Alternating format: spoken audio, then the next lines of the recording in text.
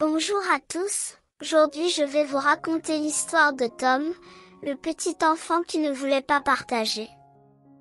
Il était une fois un petit garçon nommé Tom.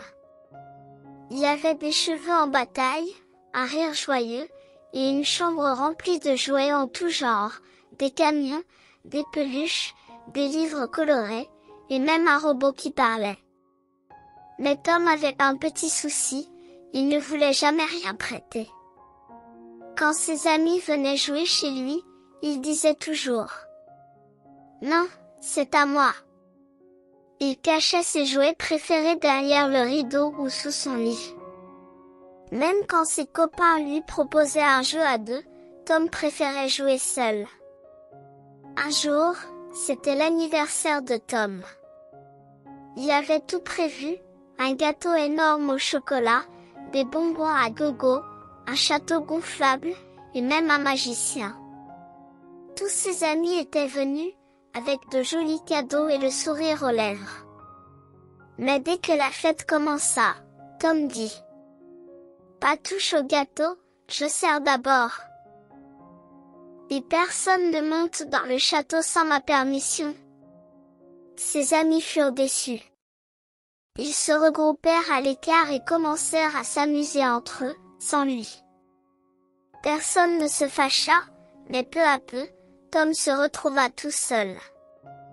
Il les regardait rire, courir, s'entraider, et son morceau de gâteau lui paraissait tout à coup bien fade.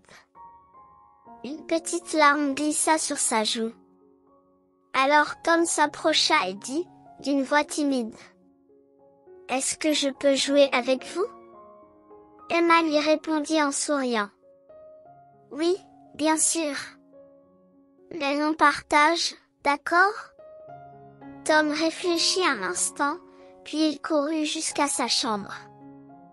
Il revint avec tous ses jouets préférés et les posa au milieu du groupe. « Voilà.